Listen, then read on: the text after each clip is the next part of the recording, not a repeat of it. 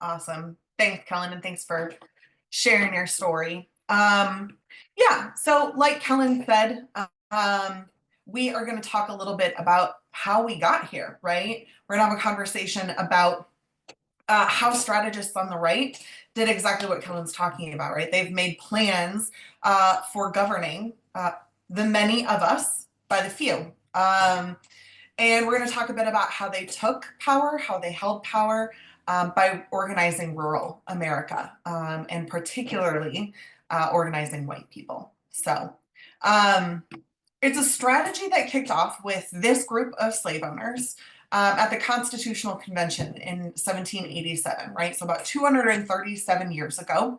And they asked themselves what their governing goals were. They basically tried to figure out, how can we pay fewer taxes, right? Sounds pretty familiar. How do we keep our slaves, keep our wealth, get more governing power, and at the same time convince working people like, hey, we're not a danger to you. We're on your side, right? So they divided our federal government up to give people the right to vote and land the right to vote. Right. So the voting in the House of Representatives is based on population, right? They are broken into districts based on populations in the state. So in those spaces, people get the right to vote. But states, right, the boxes that these dudes drew on a map around the land that they owned, they get to vote in the Senate. They get to be the Electoral College, the decider of presidential elections. They decide the Supreme Court, right? That's nominated by the president. He usually wins through the Electoral College and is confirmed by the Senate, right? So Supreme Court comes out of these land votes, as does the Constitution, which is ratified by states, right? So they gave themselves lots of ways that they could maintain their own power. And because of this entire system, when people cast votes in states where there are fewer people and a ton of land, their votes count more. For example, there are 125 million people living in the 5 most populated states in the Senate, and in the Senate, sorry. Those people get 10 votes, right? But if we look at the 5 least populated states, there are only 4 million people in those states, and they also get 10 votes. So for about 100 years, people's movements have been working to expand people's votes because they recognize how unfair this is. Started off with the free suffrage movement in the early 1800s, which gave all white male citizens of their same wealth the right to vote, right? So class mattered. The abolitionist movement and the Civil War won the right to vote for all male citizens, regardless of race and class. And then the women's suffrage movement gave citizens of all genders and races the right to vote. The caveat to all of this is, of course, this all was in theory, right? But we all know that Jim Crow and other forms of legal discrimination limited these rights. But, right, more people voting put big dents in the good old boy power. And with more people voting and elected officials being held accountable to working people of all races and genders, we won some really big things, right? We won anti-monopoly laws. We won civil rights laws, women's rights laws, environmental protections. So many things came out of people's movements and people being able to vote. But in about 1970, the good old boys felt that the people's power had gotten strong enough, and this guy, Republican Supreme Court Justice Lewis Powell, kicked off a new approach to putting good old boys like him back in governing power. Powell wrote a memo, and in this famous Powell memo that he wrote to a group of the most powerful white corporate bosses, Powell said, independent and uncoordinated activity by individual corporations will not be sufficient. Strength lies in the political power only available through united action and national organizations, right? Language sound pretty familiar? So Powell was talking about getting organized, but how is he planning to win it? Well, This guy, Barry Goldwater, a Republican senator out of Arizona, came up with a strategy to make it happen. Goldwater crunched the numbers, and he figured out that Republicans could stoke racial resentment in the sparsely populated South to capture the land votes they needed to get back in power.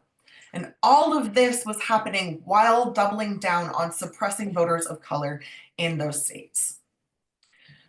Lee Atwater, a Republican strategist under Reagan, actually helped hone this racist approach by honing dog whistles, right? So Atwater famously said all of this.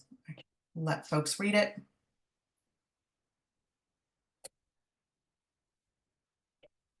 So because the civil rights movement is winning, basically, is what he's saying, we can't be as racist as we used to be, but we need racism to be able to win. So let's use dog whistles to do it, right? And then, of course, finally, we know Ronald Reagan, who put racism and land votes together in 1980 and captured the White House for corporate America.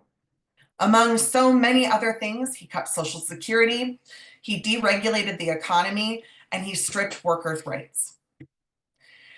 And in 1984, when Reagan was up for re-election, 58% of people were convinced that this agenda was the answer to the suffering they saw in their families and their communities. But because of where those 58% of people lived, he won 98% of the land votes. And the good old boys saw their opportunity to double down. They went on a winning streak that lasted for over 20 years, and our people paid for it when the economy collapsed in the Great Recession. The right made a step quickly in to make meaning of the pain, right? Focusing especially on white people in rural states. They got organized, right? So this guy right here is Mark Biechler. He founded the Tea Party. And with him, the right continued their strategy of making meaning of racism and land votes, making meaning for white rural Americans during the Great Recession by blaming immigrants, right, and people of color, falsely claiming they were getting more than their fair share, and blaming people in foreign countries like China and Mexico for stealing jobs, right? They also organized for lower taxes and less government spending by convincing white people that they were struggling economically, they were at risk economically because their wealth was being taken and spent on giving people of color more than their fair share. Again, they focused their efforts where they knew they could be most effective, in states that were whiter and in states that had fewer people on more land, rural states. And even though Obama was in the White House, right, the corporate right made a new plan to secure governing power that would work around the presidency. And it's called Project Red Map. The project came from the outgoing Bush administration, and one of its top strategists, Ed Gillespie, his plan was to redraw the voting districts in key states across the country to weaken the power of people's votes in the racially diverse cities and strengthen the power of conservative land votes in rural areas that were targeted by the racist Tea Party. In 1 year, Gillespie raised $30 million in 2009, which today would be about $45 million, to fund 107 state house races in 2010, largely in rural areas and small towns. And his strategy was widely effective. In just 4 years, they captured a vast majority of state governments across the country, making it look like this. And what did those Republican state agendas do to rural America? They killed family farming and manufacturing, they gutted social support infrastructure in small towns, and they caused rural poverty. And what's left is addiction, environmental devastation, poverty, and privatization. So how did the business as usual politicians respond? Dems turned their backs. As late as July of 2016, Senate leader Chuck Schumer said, For every blue collar Democrat we lose in Western Pennsylvania, we'll pick up two more moderate Republicans in the suburbs in Philadelphia. And you can repeat that in Ohio and Illinois and Wisconsin. So what happened? The strategy failed, right? Trump won the presidency with land votes in the Electoral College. He stacked the Supreme Court with the help of land votes in the Senate. And we saw what they did. People we didn't elect, people we never got the opportunity to elect, took our rights away from us. And what's Schumer's strategy now? It's called the New American Majority. It's the idea that we can just wait them out. They assume that people of color will always turn out for Democrats, and that as our country becomes more racially diverse, that things will just swing our way. But it's not going to save us. In addition to the fact that voters of color won't just keep voting for Democrats unless Democrats start to deliver for their communities, right? But in 2040, 70% of people will still be represented by only 30% of the Senate, right? And the good old boys will have a new strategy by then, right? This strategy is a plan to rewrite the Constitution long before the New American Majority even kicks in. And Mark Biechler, right? Remember our guy from the Tea Party? He has a new project. It's called Convention of States Action.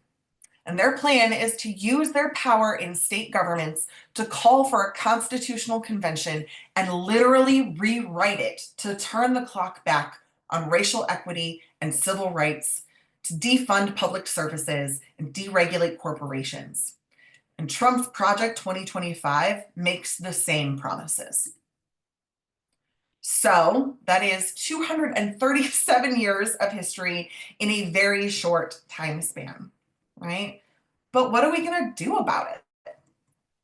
Because the good old boys are counting on us to forget this story, to give up on organizing in small towns and rural places, to turn our backs on our neighbors. But that's where we come in, right? In the People's Action cohort, rural cohort, we've been repeating this quote from Gail Sincata, who's one of our co-founders. And she said, we found the enemy, and it's not each other, right? So I'm going to hand it back to Kellon to walk us through a bit of a reflection now. Thanks so much. Katie, that always hits so hard. I'm just like really curious for folks to either throw in the chat or come on voice. Like, how are you feeling after seeing all that?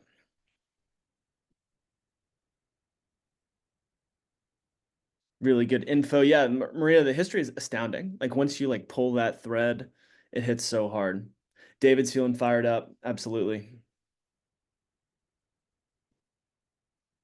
What I want to do is also like we'll give you a copy of it. Like materials will all be sent to you so you can take and bake. And if it's something where you want to do this presentation for your chapter or your organization, we can help with getting you the script too. But I also wanted to like take some time to do a little reflection before we lose our immediate reactions here. So I'm about to like throw 4 prompts up on the screen, and I wanted to just like take a little bit of time to write a short reflection on power. We can write more later. I know 3 to 4 minutes isn't too much time, but just like really while it's fresh, I wanted to provide a little bit of space. So here are our prompts. Again, we can only choose one, but wanted to give a little bit of space. I'm going to play some music, and I'm going to leave this up here.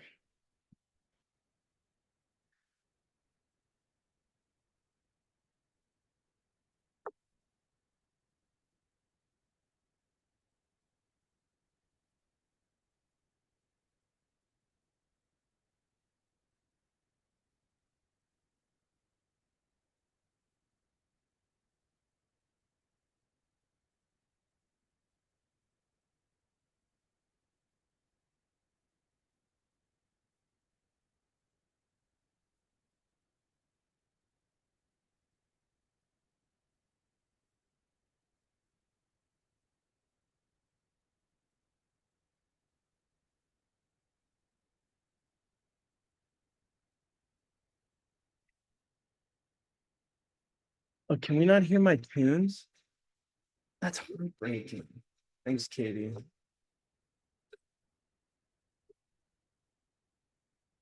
How about now?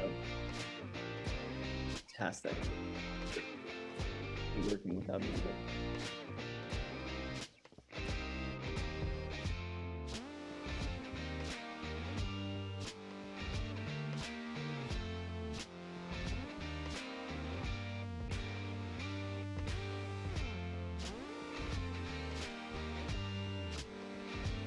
One more minute here, y'all. Even if you're just able to jot down some bullet points, just follow this track, please.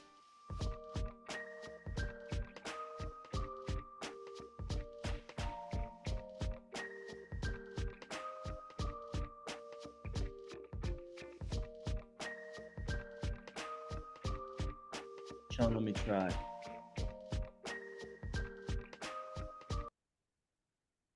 Did we lose it? No slides and music. I'm gonna choose this. It's 15 more seconds, y'all.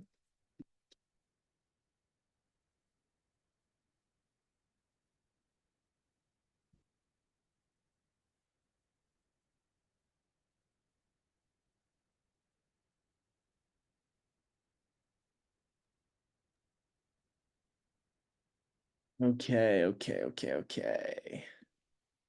Thank you for doing this while it's fresh. I wanted to just provide a little bit of time to reflect. But before we do a debrief of just like some of the things that are coming up for folks after this, Sean, I wondered if you could throw a quick poll up on the our first poll up on the screen for us.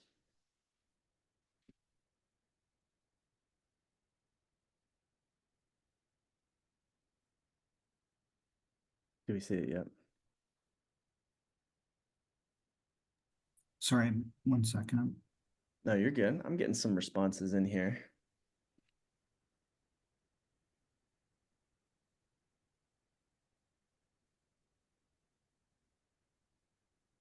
Is everyone able to see that poll on their screen? I know it's tricky for some phone folks.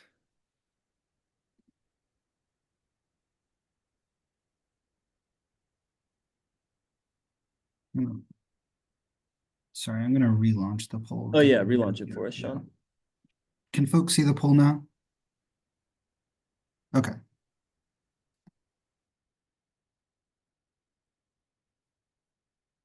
Yeah, this helps me understand a little bit more about how to debrief here. So if you did fill out, do a little prompt, please answer this poll. 11 of 19, that's pretty good. That's pretty good for a Zoom call at 7 p.m. Eastern, y'all. But I wanted to just point something out for us here. Can we all see, looks like 9 of the 11 folks who were doing this chose my role is empowering other people because we had one person write about power corrupts, another person write people in power just like us because oh, and then Robert, 3 people in power can't be trusted. So sounds like we had everyone write or we had someone write a response for everything except for I'm hungry for power because and I gotta say, as someone who is a rural power builder, and who knows that many of you are too, that's a really terrifying answer for me. It's really scary that we have a call full of rural organizers who are not hungry for power, right? And what I want to do now is spend a little bit of time resetting our orientation to power so that we are on much stronger footing as we square up against the good old boys that we just ran through, right? And that starts by just defining power for us here, y'all. So Martin Luther King defined power as the ability to achieve purpose and affect change. At People's Action, we simplify that just to power is the ability to act. Megan, I'm going to call on you, like what strikes you about that definition? As power is the ability to act. Well, if you're not allowed to act, obviously you don't have any power. You don't have any power to make choices about how you spend your money, who you marry, what you do in your everyday life. So if there's an absolute void of power, then you're essentially a slave at that point. Yeah. And what I hear in that is power can be used for good, right? Absolutely. Right? Like power is what gets you the ability in a country that is threatening those things. Power is what protects your rights, right? It's what protects your people. And that's an essential thing, y'all. Like power is neutral, right? It's who owns it, who has it. That's good or bad for us. So I want to also just define quickly, where does power come from? These are the sources of power, y'all. It's organized people, organized money, and formal authority, right? Organized people, who's seen power wielded by organized people, either in the chat or on voice? What's an example of power wielded by organized people? I think when My it's like notes are showing, dang it. I'm sorry. My slide deck should be showing. There we go. This is much better now. Sorry, I'd cut somebody off. So when you speak about organized people on a local level with their local government, if the government is attempting to, let's say you have, here's an example, our mayor wants to protect a view shed of a beautiful mountain that you can see from a local park.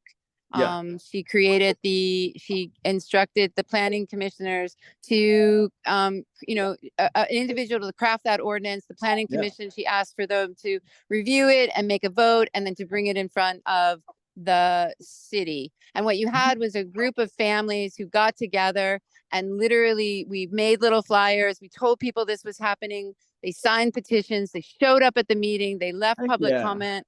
And when you make those kinds of public comments, you are in front of the elected committees that vote, and you can sway. And if you don't show up to the following meeting when now the council is making those decisions and they're only hearing from the landowners that want to develop and could do something to the view, then they'll say something like, well, we got more commentary from the landowners than we did for the other thing. And so now you're back to square one.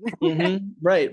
But in that I hear like, hey, we got enough people to make a credible threat on your job, right? Or a credible threat on your credibility. That's organized people having money or having power. Yeah. The one thing about elected officials that every individual has to understand is you have to hold them accountable, and you place that in a public sphere or you place that on public record. And if you don't organize that way, then they get away with as much as they want. It is the pushback and the public pushback that can alter a course. Yeah, right. But there's also, I think this points to a second of like, once you're in elected office, that formal authority, you have a decision that you can make. You have decision-making power in that bureaucracy. And then an example of organized money having power, look what Ed Gillespie did when he raised $45 million of today's money to flip a whole bunch of state governments across the country by buying negative TV ads. Now, there's some of these things that actually hold us back, these like voices in our head that hold us back from choosing power, right? Things that we tell ourselves about like why we can't be power hungry, right? Some of the things that organizers tell themselves is that like, I don't want to be the center of attention, or I don't know enough. I'm not enough of an expert to have power or be in office, or I don't want to be responsible for making those decisions, or I don't want to fail. I'm afraid of failing. Well, this idea that power corrupts, right? Who hears one of those voices in their head? Some brave folks. David, which one of those voices do you hear in your head?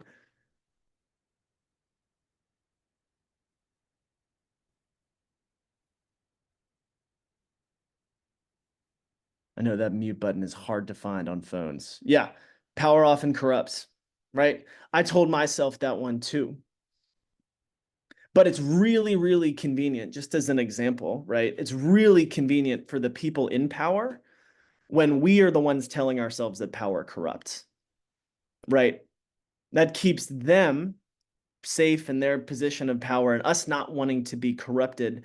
And it's one of the things that keeps us from pursuing power for ourselves. So just an example here, and I appreciate that bravery. You got a 100% emoji from Maria there. And so I just want you to like clock which one of those voices, or am I hearing a different voice in my head that keeps me from being power hungry? I also want to figure out like, all right, so what else holds us back? Those are some of the things that are in our heads that come from inside us. But there's also, we don't make disciplined plans about how to organize people.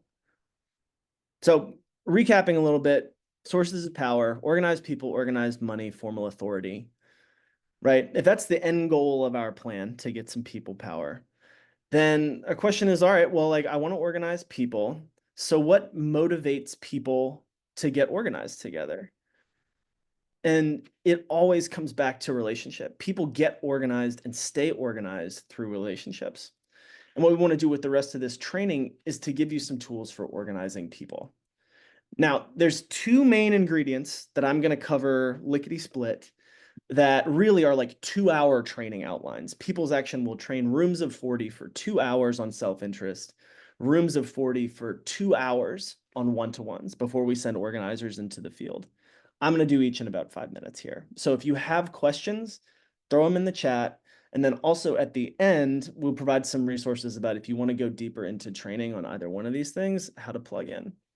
So I'm going to speak at you here. So self-interest is someone's self-interest is their stake in getting organized with other people. It's the change they need in the world and why they need it.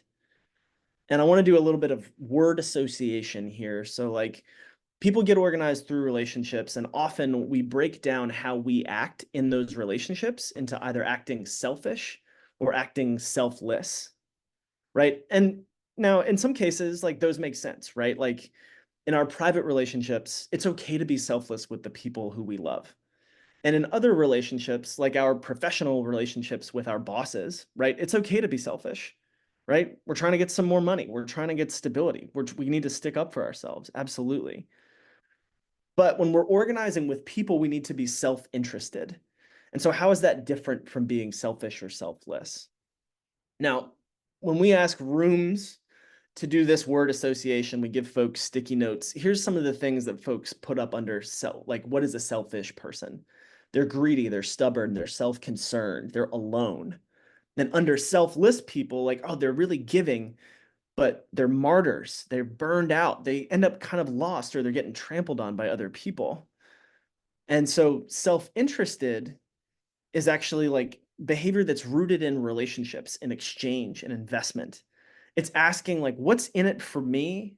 And then also asking what's in it for you? I need to be clear about both of those things if we're going to have a powerful relationship, right? Because y'all, we can't pay people to be in our organizations. And we also just like people aren't going to be in our organizations just because they love us and they're being selfless, right? But what takes someone out of their busy day to come to a meeting, to show up at an action, et cetera? It's like we need to know what's in it for them, what material change they want. And they need to know what's in it for us. So what are some of the things that make up someone's self-interest, the change that they need and why they need it? It's their experiences, it's their relationships, their dreams, their fears, their ambitions. A little bit that you heard about my personal self-interest is that I got lied to about how to be a good person in the world. I got lied to about what my role was. I'm someone who wanted to help. Right? It's someone who saw pain in the world and felt motivated to do something, and I got frickin' lied to, and I hated it. And I want to put just as big a dent in the system as the system wanted me to put a dent in the people that I care about. Now, how do we learn someone's self-interest, right? How do we uncover that? We do one-to-ones. And y'all, I bet, like, I know the instincts in this network, ruralorganizing.org has, Rural Defenders Union. Like, I bet y'all are already kind of doing this, but I want to, like, really clearly define what a one-to-one is and what it isn't. So I'm wondering, could I get a volunteer? Who can I pick on? Robert, are you with us? And can you see my slides? No, Sean, will you read what a one-to-one is? Okay. What a one-to-one is: a natural, intentional, but uncommon conversation with someone you want to be in a public relationship with about their values, vision, life, and motivations. Yeah, absolutely. And what a one-to-one is not, is it's not a need assessment. It's not a survey. It's also not just catching up with somebody. And it sure as heck is not just psychoanalyzing someone. It's not a sales pitch either. And we do one-to-ones to build a public relationship with someone, to uncover someone's self-interest, to create space for the person who's being one-to-one to explore and better understand their self-interest. Like we are creating a space that is outside the hustle and bustle to like really hear someone's story and provide a space for them to get clearer in telling it. And it's also a way for us to learn information about an issue or a community or a family or an experience that others may have. And so how do we do a one-to-one? A one-to-one is typically 45 to 60 minutes long. It's a conversation that's scheduled in advance, right? Not just you're bumping into someone and you're doing a spontaneous one-to-one. It's no, you've reached out to someone and told them, hey, I want to connect with you. I want to hear more about your story. I want to get your take on insert your issue campaign. And I want to follow up on that thing I heard you say in a meeting or on the street or in that event. Right? It's face to face. One-to-ones are strongest when they're face to face, but inevitably we end up doing one or two on Zoom. And the organizer, the person who set up the one, is asking respectful but probing questions as you go. You're also not taking notes on those answers, but you're like rushing to your pen and paper afterwards to write down some of the important things that you've learned about someone's self-interest. Some of the areas that we explore in one-to-ones, and this is again, like you're doing 30% talking and asking questions as the person who set up the one-to-one, and you're listening about 70% of the time. You're asking questions about what makes them angry, about their opinions on local issues, about their religion, their education, their job, their values, what their childhood was like, what their children are like, right? Who are the role models that they had or their parents' formative experiences? Some of what makes a one-to-one really, really good is that the organizer is willing to direct the conversation, right? Like, you know where you want to go. You want a deeper understanding of the change that somebody wants to see and why they want to see it, the experiences behind it. And you're willing to lead the question or the conversation in that direction with your questions. It's also being disciplined about time, right? This person has given you maybe an hour of their very busy day. Do not waste it by only asking superficial questions. It's mostly a one-way conversation, as we've said. And then you are sharing stories about, or you're getting the person to share stories about the people and places that they experienced and how they impacted their self-interest. The best tools in our one-to-ones toolbox are asking, like, how did that feel when you saw this happen? Or how did you feel when you experienced this? And then asking, why did it feel that way? Why did it feel that way? And always ending with the question of who else should I talk to? I want to pump the brakes there. Okay. I know that that's like, again, probably 4 hours of training in 10 minutes. But are there any questions, like big questions about those concepts that I can kind of clarify before I hand it back to Katie? Are we tracking? Did I miss anything in the chat? Two concepts are absolutely intertwined. Yep. And how these work cross-culturally. Yeah. Will you say more about that on voice?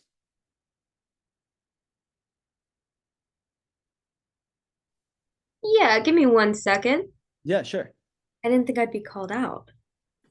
Oh, I'd call people out. It's, it's the organizer in me. I'm gentle though. It's like we're chill. I know it's late. I come from a really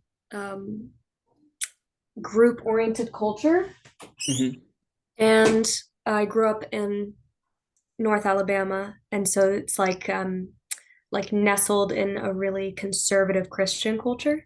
Yeah. So having to like bridge that gap between, because like people think intersectionality exists on paper, but then like actually living it means that you're socialized in both groups, and so you behave in both ways, Yeah. and it's contextual. It's not something that you really think of. Mhm. It just happens around you, and then you can look at it in hindsight and be like, oh, that's why I was acting like that. That's crazy. Mhm. Um, but you know, the ability to connect with people and have them like associate positive ideals or feelings with you isn't Yeah. necessarily how everybody builds culture. Like a lot of the Mhm. time, people that I, as a child, would think of as family, and I know they'd have my back, I didn't really fucking like them. They were like aunties who were not very nice, but I knew like in a tussle, they would take care of everybody. They knew how to make the food, they knew how to make up beds. Uh-huh. And Uh-huh. I've noticed that in a lot of cultures, that's sort of like the kindness, the warmth that a lot of organizers want to bring, myself included, I think all of Yeah. us included, Yeah. is something that has been broken down by existing under late stage capitalism. Like the warmth that we're looking for and the Yeah. care can't really exist because all of us are like scrabbling to hold on for dear life.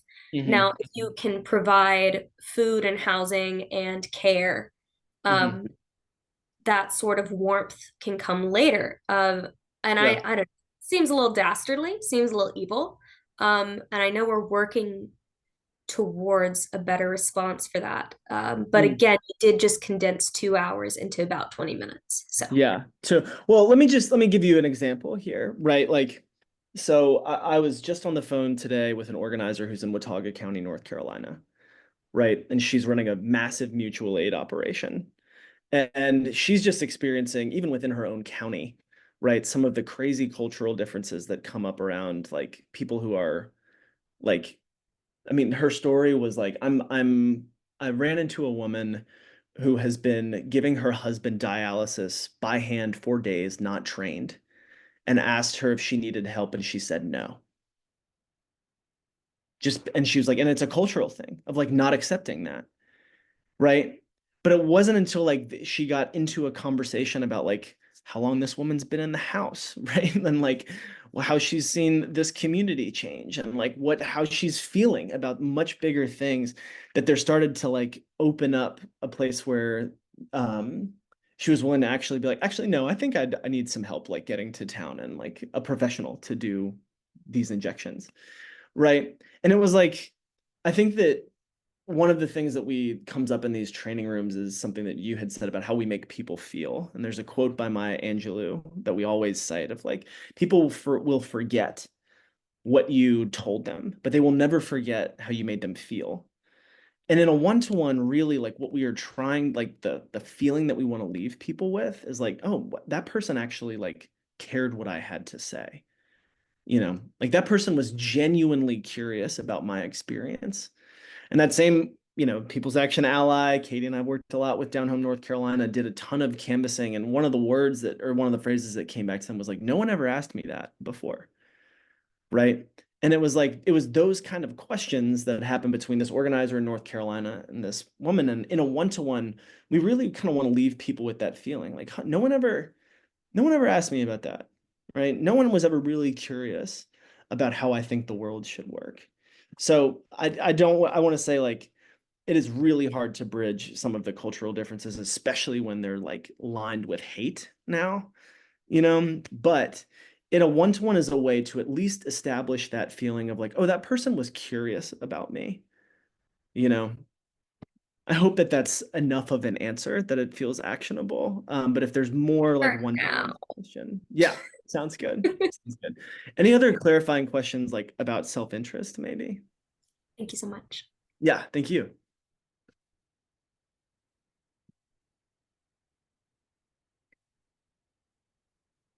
Most powerful one-to-one. Catch me in the 2-hour training when I tell a story about that. I'm gonna move on, Katie. I'm gonna hand you the mic to like talk about how we put all of this together as we're building a power base. Very cool. Thank you, Kellon. I'm gonna take a moment before we get into talking about building a base to talk about why this all matters to me. And Kellon, if you want to put up that photo of my puppy, I'm not mad about it. But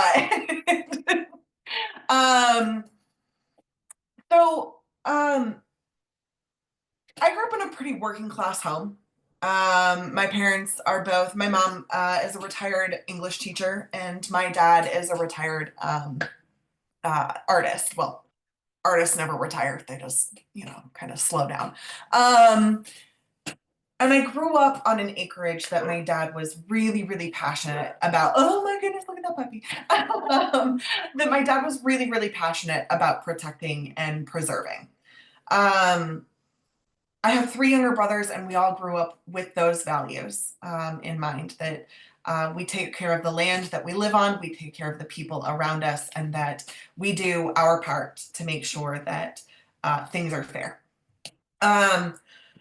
I got into community organizing as a low-wage worker myself. Actually, 10 years ago this month, I found out that my managers at the Applebee's I was waiting tables at were stealing tips from me and my fellow servers. And because I grew up with this ideal that like everything should be fair and we should take care of one another, I got really, really mad.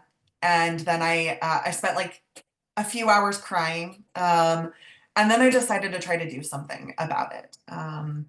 And through a course of pretty wild coincidences that we can talk about someday when we have more time, I tripped into community organizing. And I have been in it ever since. And it started, right, with this idea that like that wasn't fair that they did this to me.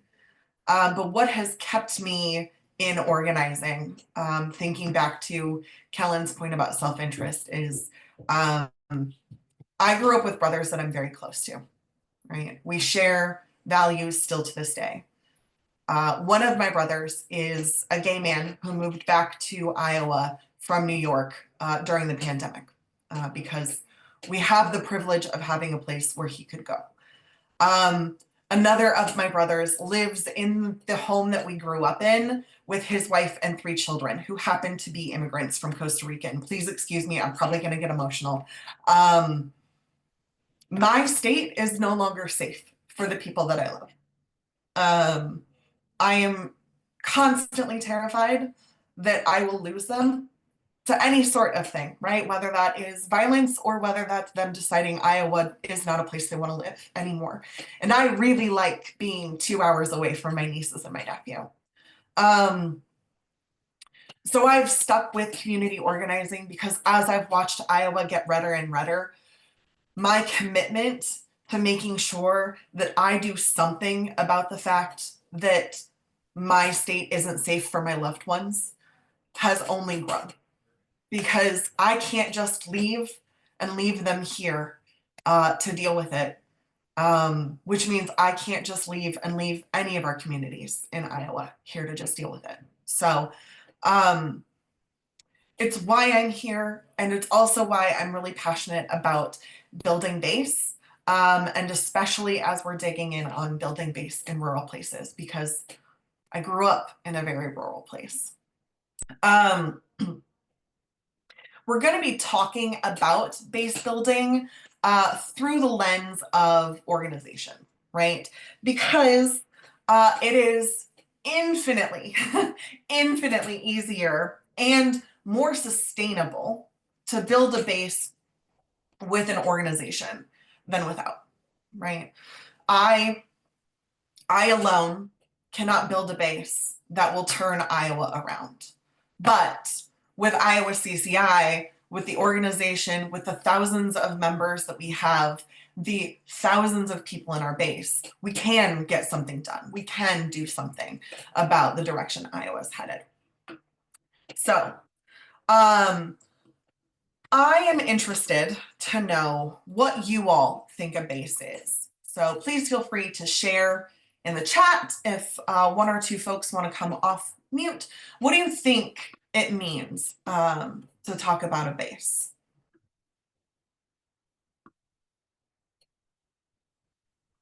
can I say this? I feel I'm my base. The public accountability portion of in all politics is local. So where I am locally, I'm in front of the public commentary of county commissioners. I'm in front of public commentary for the city council. I'm in front of public commentary for the school board. And I push for what my base would be is the children in my community and the young people in my community that deserve a better infrastructure that represents their needs, and that the adults that hold the power need to be working towards that end. And when you show up consistently and people hear about it, I get into the paper, I get into, conversations on the streets. I create that environment to say, this is what's happening.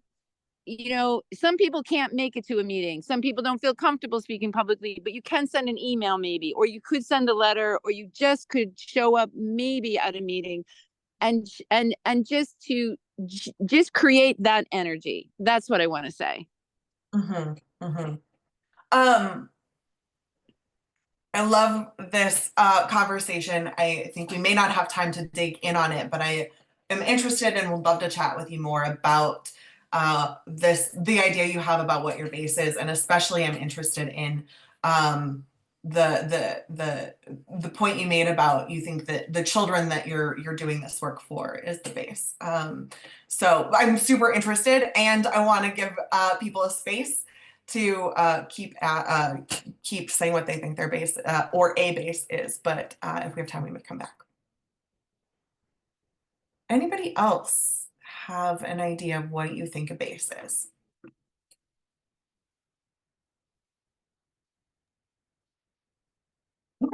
All right.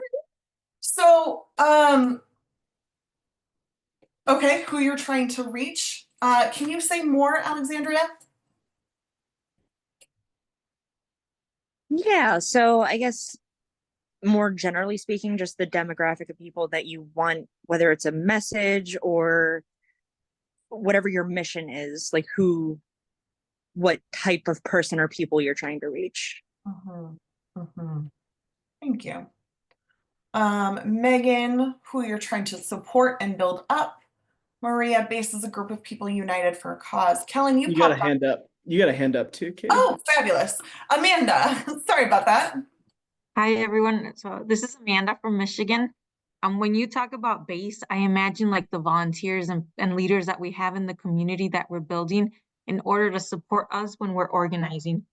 So my base, as an organizer, I try to reach as many individuals fighting for the same cause, or not even the same cause, but like the same dignity of all humankind, and build them to the point that I can call upon them when I need a rally, when I need to go to the city hall, so that we can unite, because I feel like union makes a difference, and that's what's going to change political views, individual views. So when you say base, that's what I imagine. Great. That's awesome. Thank you.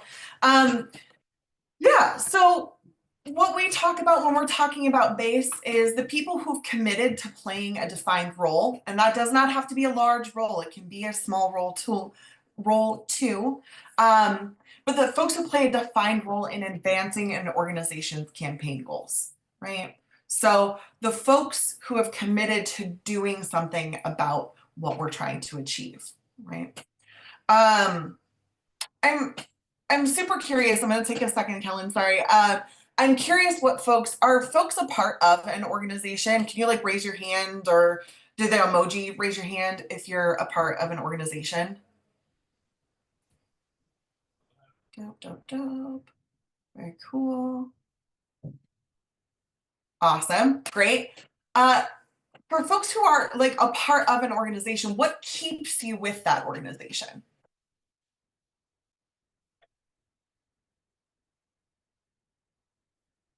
Anybody?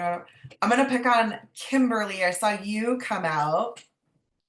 I was just going to come off mute before you called me out. Oh my gosh, it's like we're on the same brainwave. Yep. So I stay in my organization because if I don't stay here and fight, who's going to? I grew up in this area. I was, we had, when I was in high school, they had the Aryan Nation compound was shut down and the leader was sent to prison. So we talk about that all the time. And I thought about, I have friends and family like you who are not safe here. They will not come over here because they're not safe. And my middle child lives in Seattle, and every time I go over to visit, I want to move there because I'm welcome there. He's welcome there. My friends and my family are safe there. But then I think in my head, I grew up here and it makes me angry that, the way things are going. And so I choose to stay and to fight because again, if I don't fight, who's going to? If I leave, I am letting the good old boys win. And I'm not going to let them win. I'm going to stay here and I'm going to fight them until we are victorious. Awesome. Kimberly, where in Idaho are you? I'm in Coeur d'Alene, Idaho. Yeah, I thought you were. As soon as you said that compound, I was like, oh, hey, she's in my neck of the woods. Yep. I love the connection. I'm going to keep us rolling, but y'all should connect and like hang out. I love this. I love making new friends. I love that. Thank you, Kimberly, for bringing that up. I also wanted to highlight, I'm going to keep us on track, but I saw in the chat, Alexandra, you shared community as part of why you stay in your organization. And while I would love to hear your story, and if you want to throw it in the chat, would love that. I think that gets to part of what is a part of base building, right? So base building, like we said, it's the group of folks that have committed to playing a role, right? So what a base building plan is a system, right, for meeting and forming relationships with and creating roles in your organization for the people you need to organize, right, for your long-term ones. So it is creating that community that wants to get some stuff done. Yeah. What it is not, right? So it is not a plan to meet people you have no potential roles for, right? It is super easy to meet a lot of folks and then go, I don't know what to do with them, because finding roles is sometimes hard. It's not a plan to meet people you have no plan to follow up with. Right? Like most of organizing is the follow-up.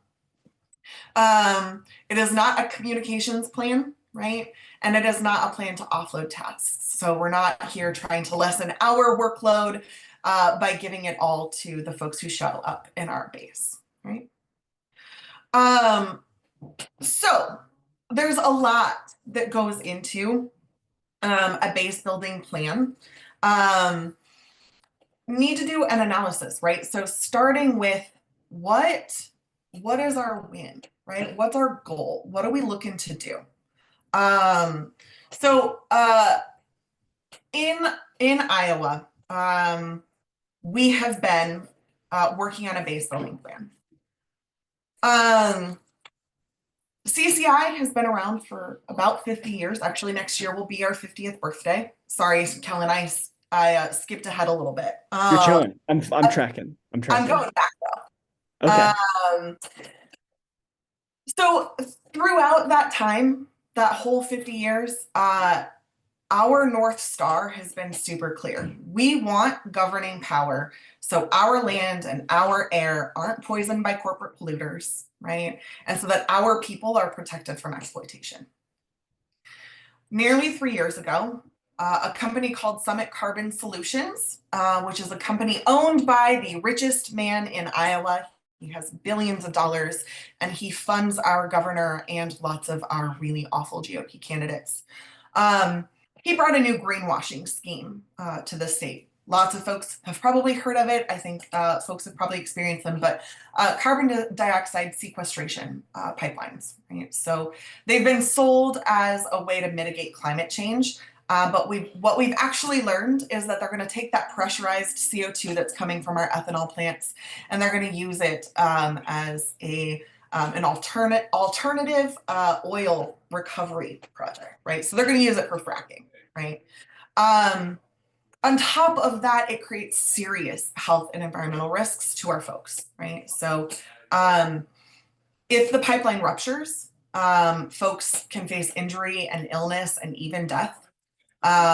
Vehicles that run on combustion engines, right? Most of our vehicles are emergency services. They won't be able to start, right? So people who are trying to get to people to save them won't be able to get there, and people who are trying to get away from danger won't be able to get away. They also intend to use at least 3.3 billion gallons of our water every year. And that is coming out of our aquifers, and all of this money is going to a private company. They pose, right, obviously a very serious threat, and they are an incredible organizing opportunity. Right?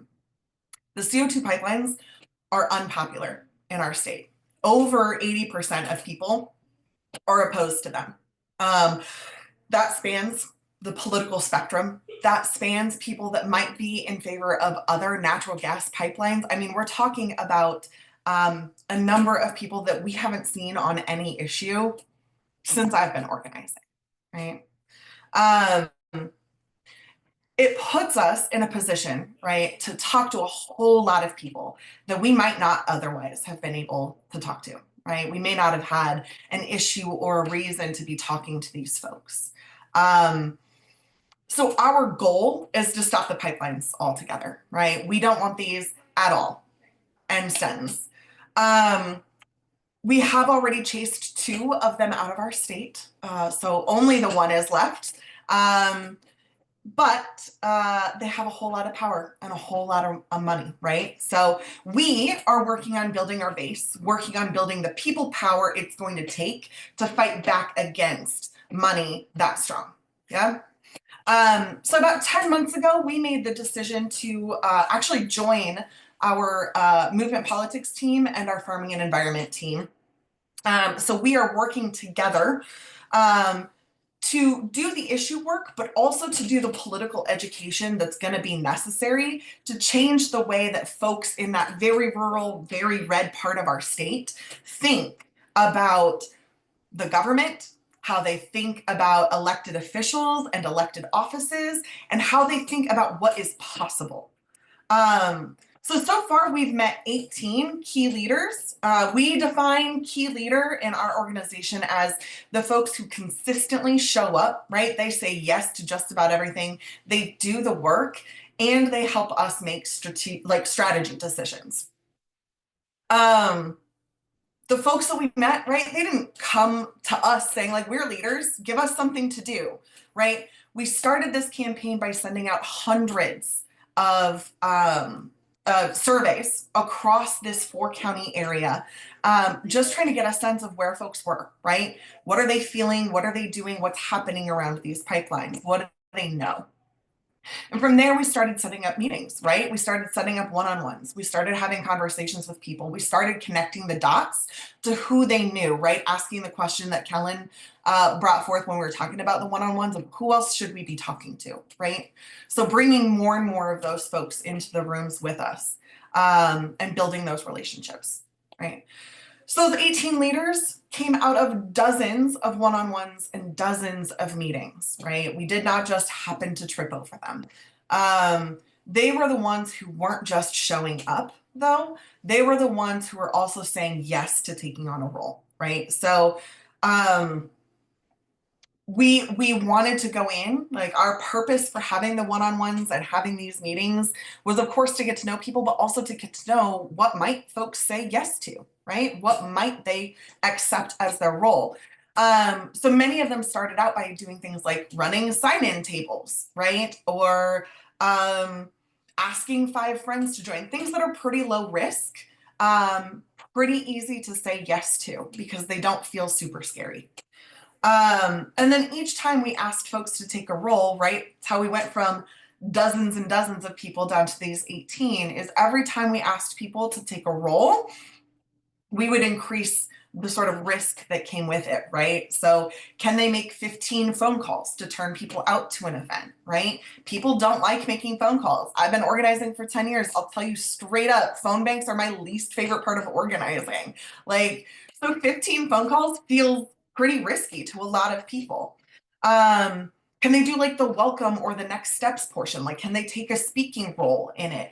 Can they knock on doors with a partner, right? Are they willing to do that kind of like face-to-face conversation? And like things like, will they take a role on a panel? Will they lead a conversation or a meeting? So obviously leaders, they are guiding this work. They understand that in order to win, we're going to need a whole lot more folks with us. So before we even hit the ground, before we even started talking to any of these people, they were actually already informally doing this organizing on their own, just not in an organized way and not with an organization, right?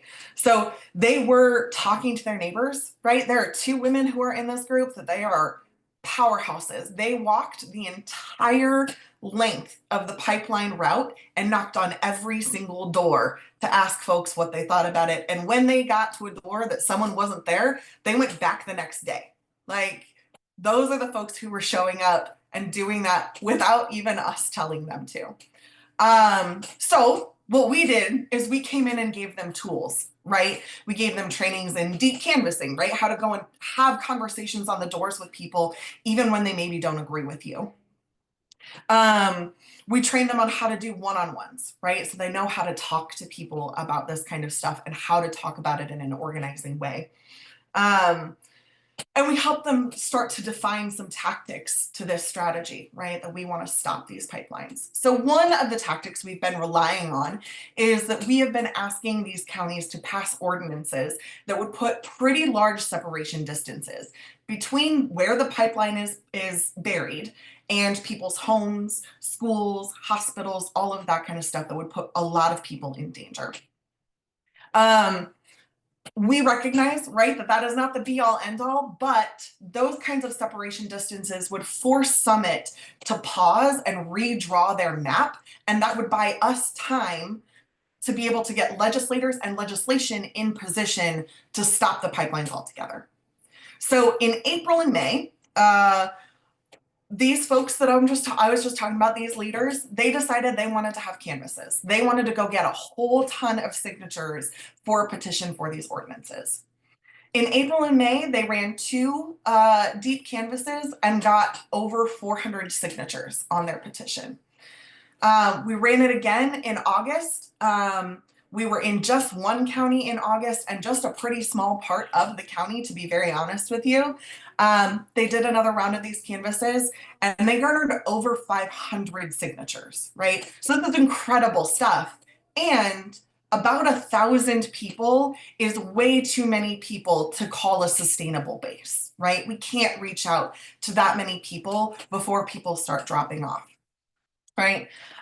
So our leaders started reaching out to those folks. They would call them and ask them for one-on-ones. They would call them and invite them to meetings, because if these people are willing to put their names down and publicly say, I don't want these pipelines, maybe they'd be willing to come sit down and meet with us. Maybe they'd really be willing to come to meetings with us, right? So they've been doing that work of reaching out to folks, having those conversations. We've been holding informational meetings. So the pipeline company has to hold informational meetings by law. We've been holding informational meetings and putting our leaders up as the panelists, right? So setting them up as the experts on this issue, because they've been mired in it for years. Each of those meetings has brought 50 to 80 people to it, which again is incredibly exciting stuff. But if we didn't have leaders who are willing to split those lists up and go talk to those folks and bring them in, we wouldn't have those folks as our base, right? So we're still in the thick of this base building project. Our goal is to build a big enough base in these counties that we can start actually running some of these leaders for local elected offices, to have them win and to have the governing power to be able to make decisions that will change the direction of rural Iowa and our state as a whole. So we plan to have at least 5 of these leaders elected in the next 3 years, but not everything is as straightforward as a plan, right? Because these pipelines are so unpopular, it's bringing a lot of folks, right? but that means it's bringing a lot of folks who may not agree with us on all of our issues, right? So we have a lot of work to do to grow their trust in us. We are also in the process of doing deep dives on who the folks behind the pipelines are, right? To do some of that education of this stuff isn't just happening, it is a system that is working the way it was designed to. So we need to find a way to keep bringing these people in and bringing them closer to our organizing and our organization to keep them with us and be able to expand what's possible in the state of Iowa. So, Kellon, I'm going to go back to our slides now.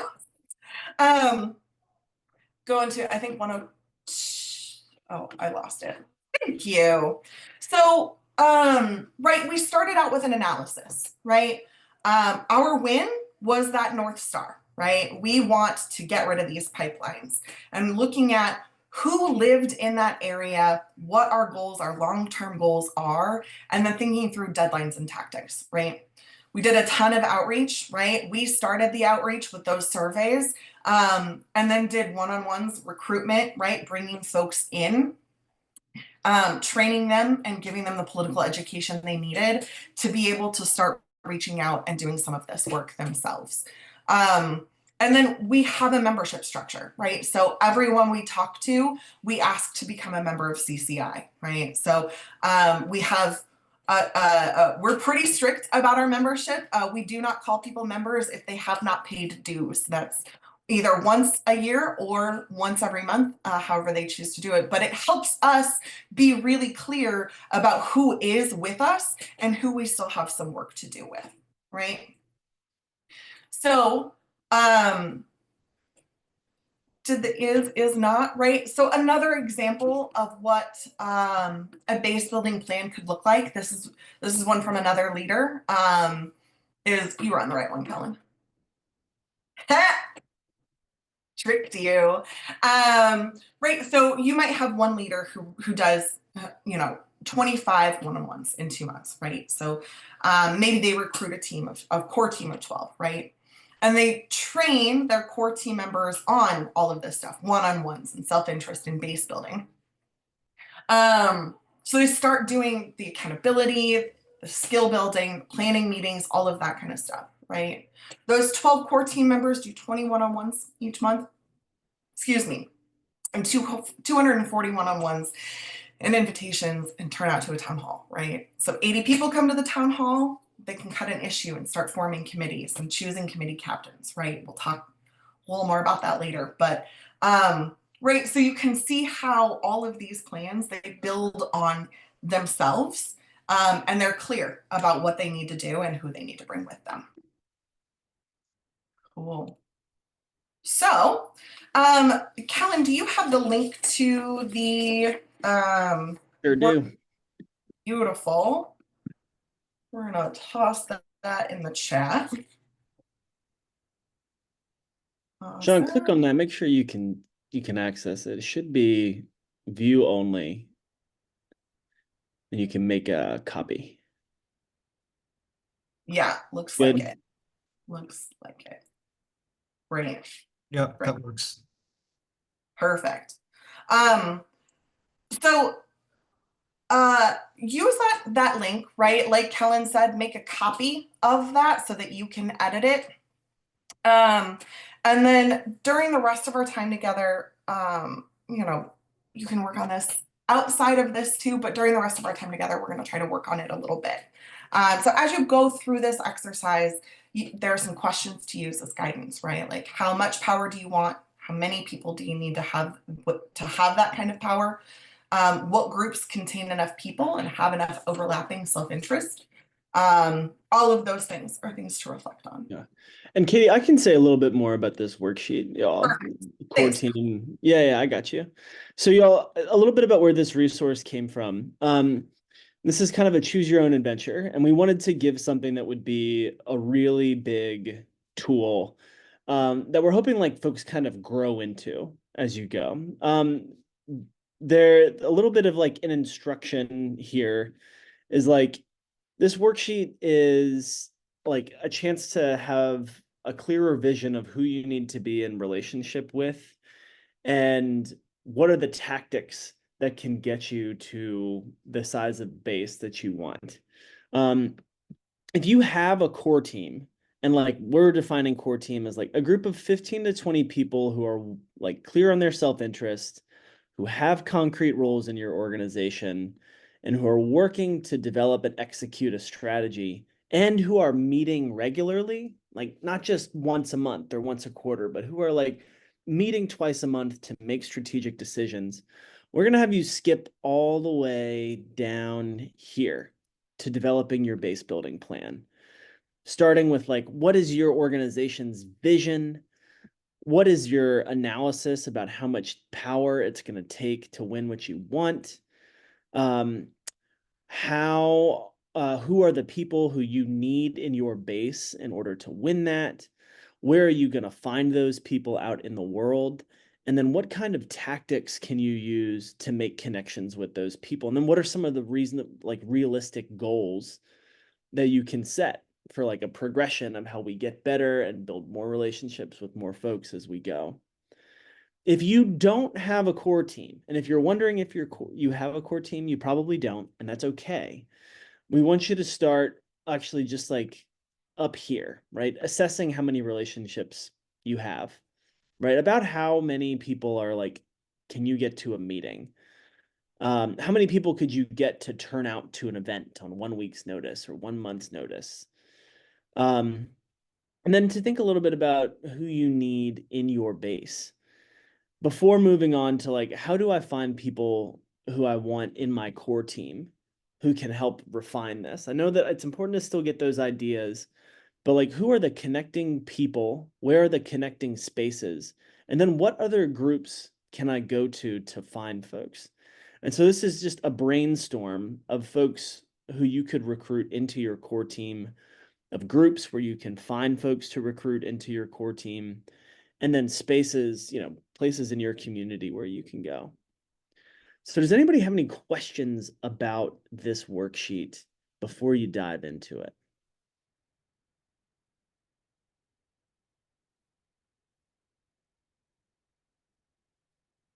Bribing them with snacks. Yes, snacks is an important tactic for keeping people in a meeting and keeping people focused in a meeting for sure.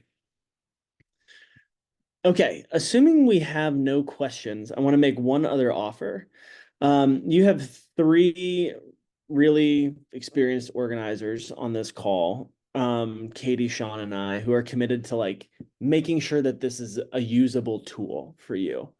And if you want to jump in, you want to do some like really specific brainstorming, like, hey, I'm feeling stuck with this question, like raise your hand, put yourself in the chat, and we can go into into a breakout room and spend some time tinkering with it.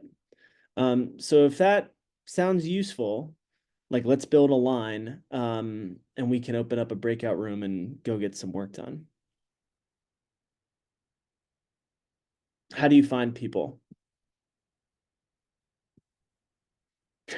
Well, let me run you through a couple like examples of that. Megan, do you want to jump into a breakout room really quick?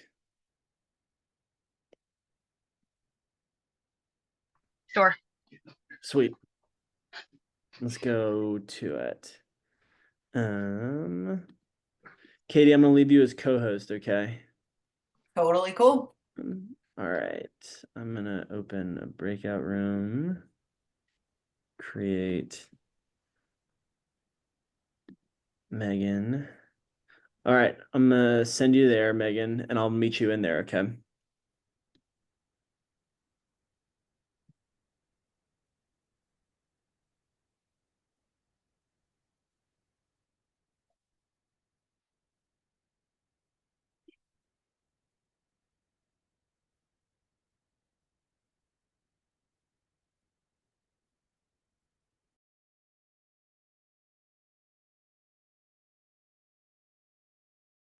And like Kellon said, if you find yourself having questions while you're working on it, feel free to pop off mute or to throw it in the chat and we can chat.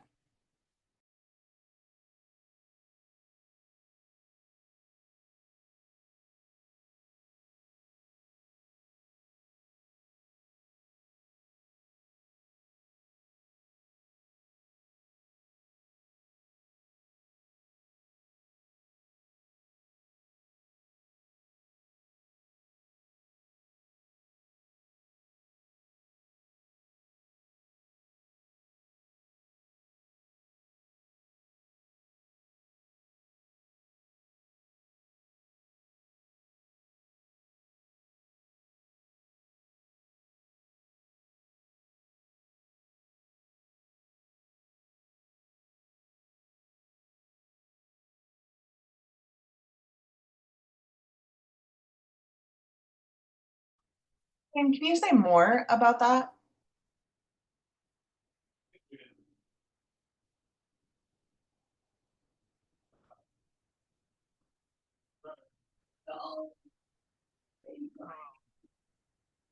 The educational outreach, well, how do you, it seems to me that here I'm in West Virginia, Mhm. and you would think people would know what is in their best interest, like clean water, Mhm.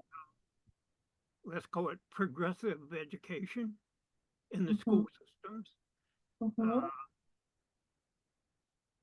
but they're not aware. I mean, how do you reach people that don't know what their real self-interest is? Mm. So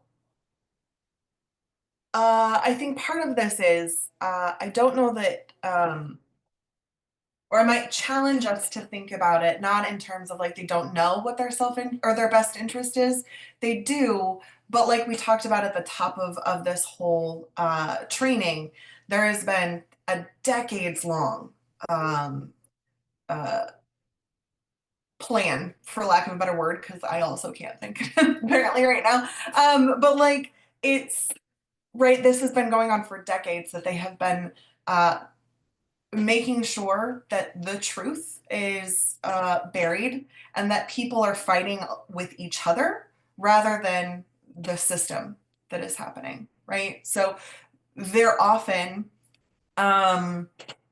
victim to the same sort of system that we've been under for decades. And I think to answer your question about how you do that educational outreach, yeah, Maria in the chat said a decades long misinformation campaign, right?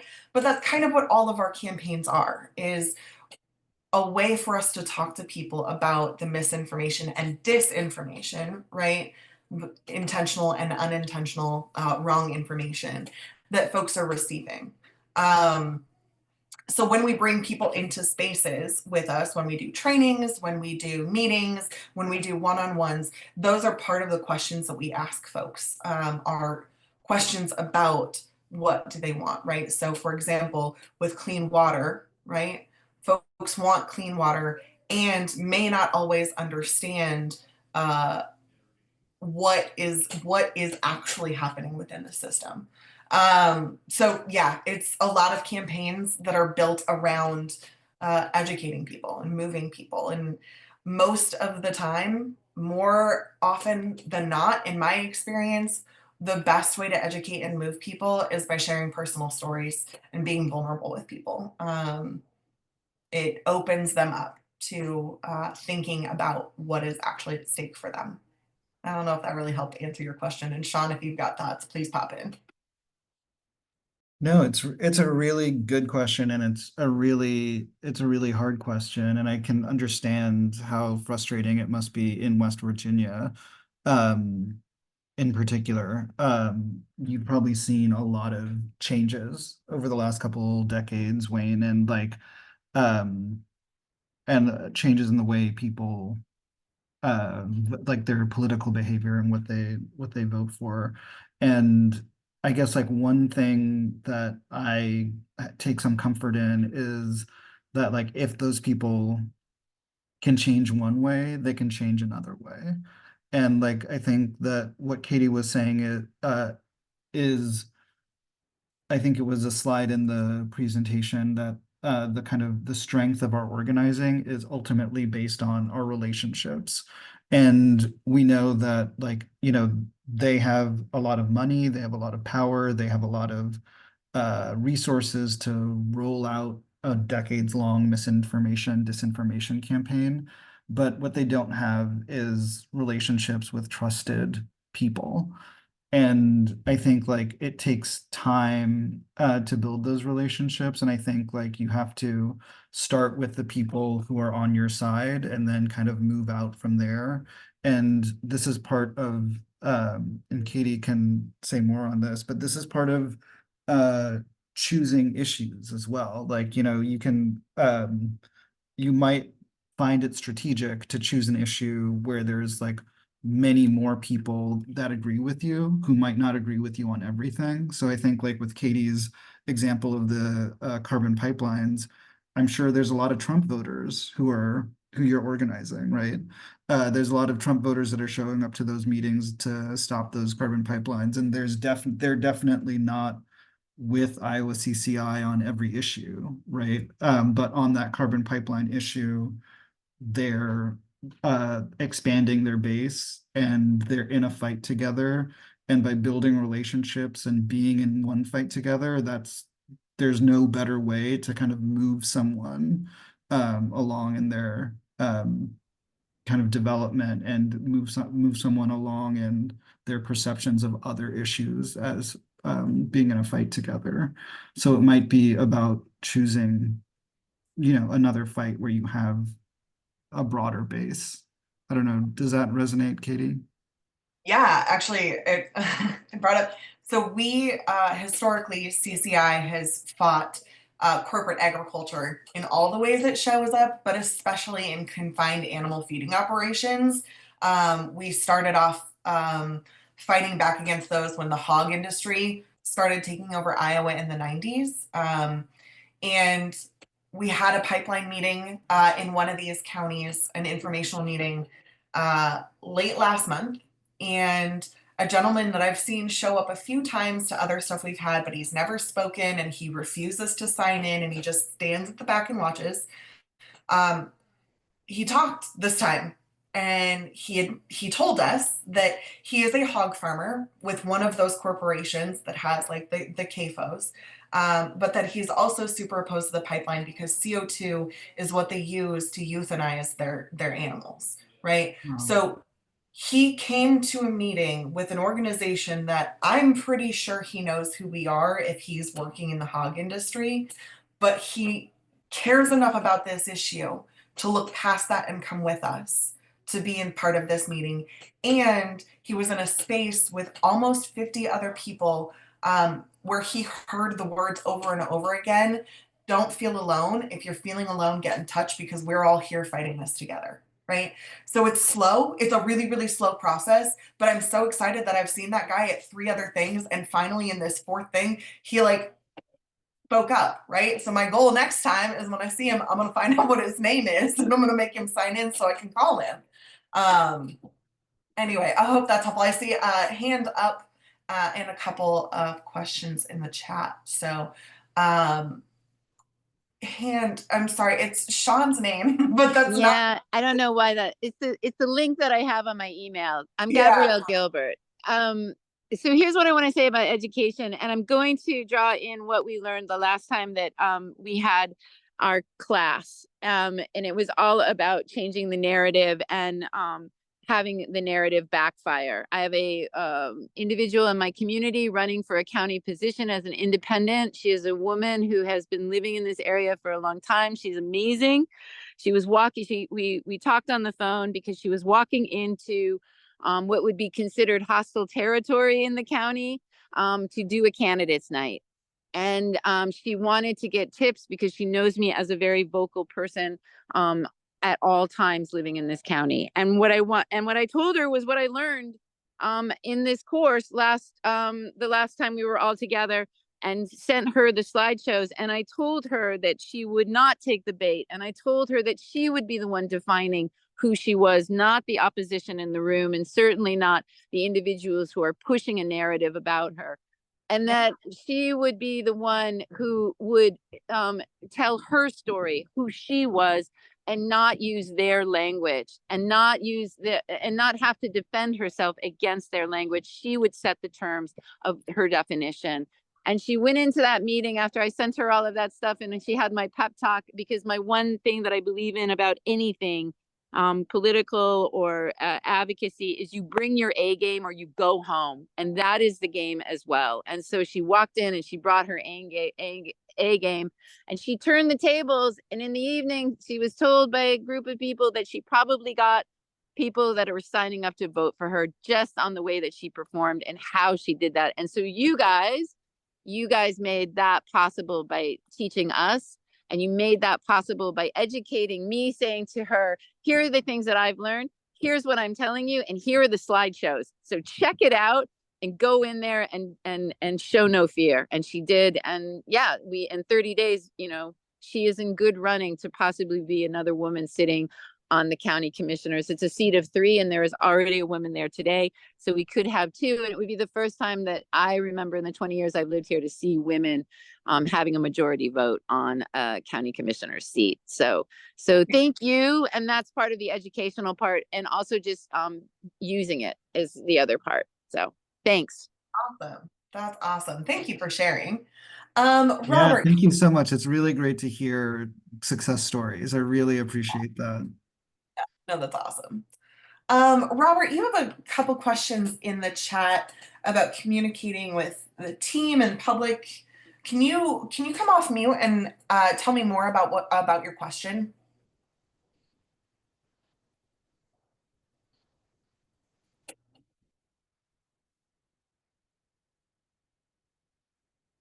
Robert, if you're talking, you're on mute.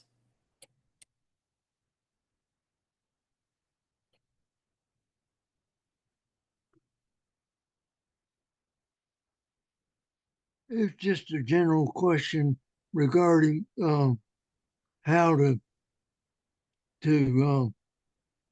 what communication skills and where we can improve our communication skills. Fabulous. So Sean, I don't know if you guys have resources for trainings. I know that kind of at the end of everything, Kellon's going to share some resources as well in terms of trainings. But I know that oh my gosh, my brain just gave up again. But I know that People's Action does lots of trainings year round. I'm sure you guys do too, Sean. Yeah, absolutely. So definitely stay on our mailing list, and you should also keep track of People's Action. I'm going to put a link in the chat. There's a bunch of resources that provide so these are toolkits, different toolkits that we've made on different topics on how to organize in rural communities specifically. And I will keep looking for communications tools in particular, but there's quite a bit that's out there that and if you can, I'm going to put my email in the chat also. So if you're not finding exactly what you want here, you can email me and I can search for other tools. But there's all kinds of tools that are out there that are about everything from like messaging, like what words to use and what words not to use, and how to construct a narrative for like a rap on the when you're talking to people on the doors, to like a commercial even, and like everything in between. And then there's also other techniques for that are more about like what we're talking about here, like organizing, doing one-on-ones, and building on those one-on-ones to like actually build relationships over time. I So believe that would be helpful. yeah. So Thank you. yeah, so check out those links and email me if you're not finding what you need. Okay.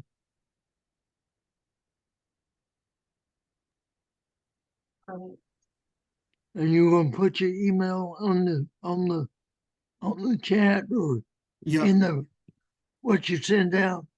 Yeah, I'll put my email in what I send out also, but it's in the chat as well if you want to Okay. look at Thank that. you.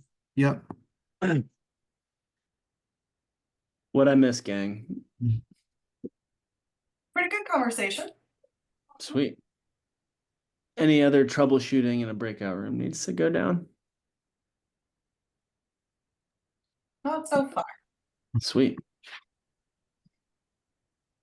Bail Coalition folks, is this useful to y'all, or is there stuck anywhere here? Sounds like y'all are probably skipping to section 2.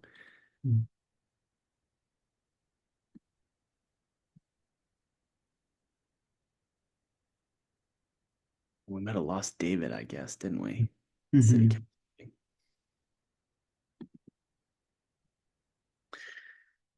Katie, if we're starting to lose folks, do you think it's worth just doing an eval and closing out? Yeah, I think so. Sweet. All right. Well, y'all, thank you so much. We hope that this tool is useful. We'll give you a way to follow up with us in just a second. But one of the things that we say also is like anything that's worth doing is worth evaluating. Really curious for folks to either throw in the chat or come on voice. What was the most effective part of this training for you? Like most useful, most informative? And then like what was unclear or an idea that you have about how we could improve this?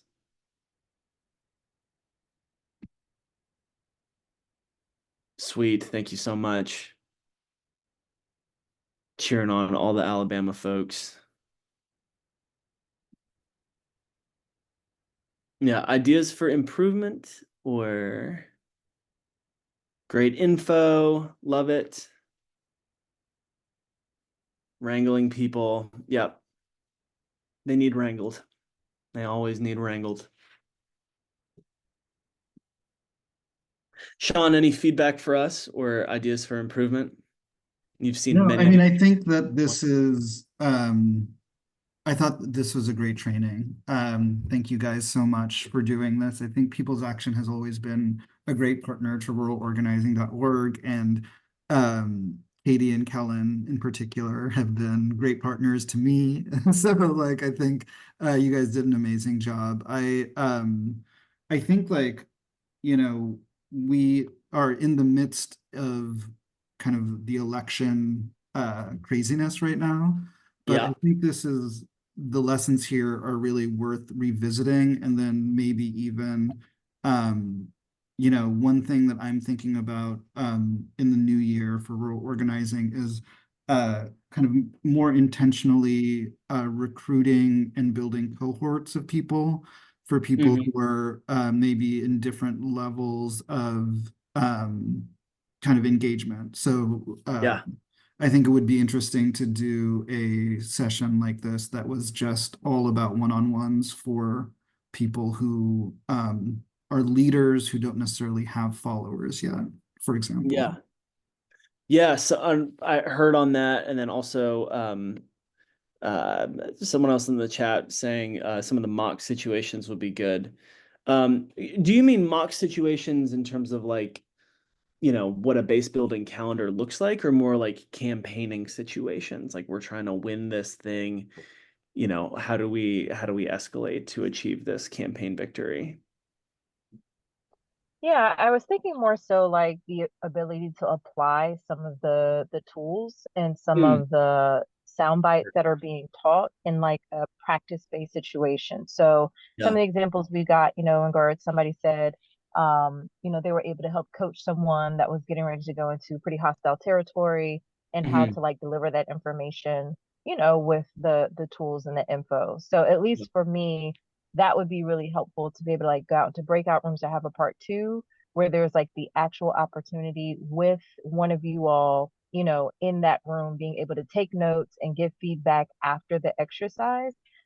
Because I've just found oftentimes, even though like this is so helpful and this information is so great, and oftentimes it's still left to like apply the practicability of it in like real time in the real world, and that can feel like really really risky For sure. Versus we're in a safe space, we're in an intentional space, and now we can actually, you know, y'all can create scenarios, give people roles, people can watch and observe, and then like we go for it. And I've also noticed for me that really helps with nerves because I've done it here, you know, or in these virtual spaces. So now when I'm trying to apply it, you know, in my space, it's also I've had a chance to kind of be in my body. What does it feel like? What's the feedback? And just taking things from theory to practice in like a practice session. Yeah, that totally makes sense.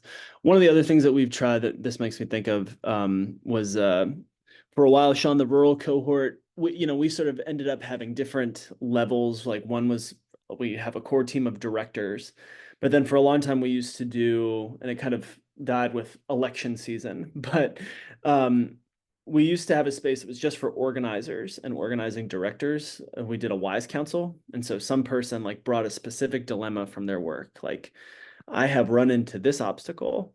And, what they did was they got 3 minutes to like explain the context and the problem. They got a chance to like folks from the audience could ask clarifying questions. And then the, 5 people who were the wise counselors, like talked about ideas. This made me think of this. This made me think of this, etc. And it could be really valuable, Sean. I know that we have some organizers in our network who would like are hungry for that kind of space, especially if that's something that you're interested in providing for some of the folks with organizations that they're getting off the ground in your network. Could be a really cool area of collaborating.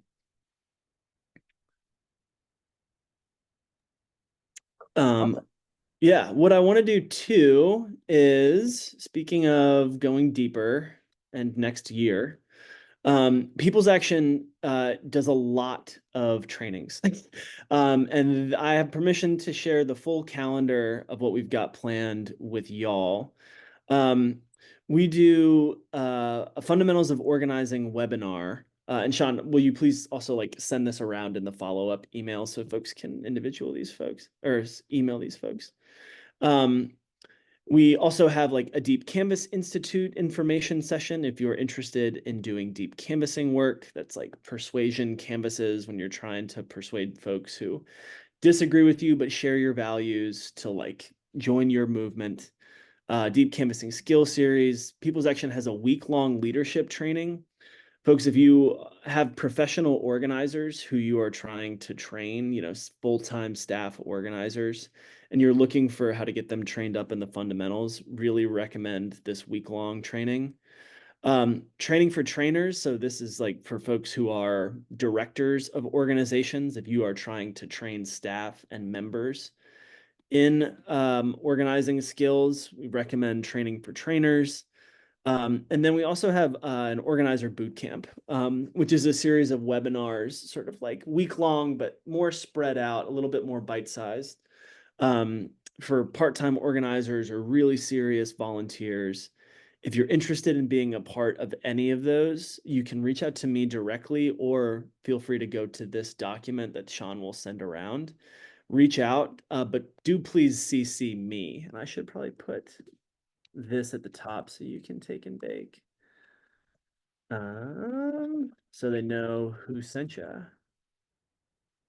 And then the last thing I wanted to do is just give you all a chance to either screenshot our email addresses, or Katie, if you want to drop them in the chat. I'll speak for me, Katie. I won't sign you up for any one-to-ones, but I love one-to-oneing. I love troubleshooting. And if y'all are like, hey, I could really use a thought partner on any kind of base building or your one-to-one strategy, self-interest, whatever, please feel free to reach out to me, k.patey@peoplesaction.org. I'm seeing emphatic nodding from Katie too, and here's Katie's email address. I love one-on-ones too, so please feel free to like reach out. I love chatting about this stuff with folks. So yep, sweet. Sean, that's all we got.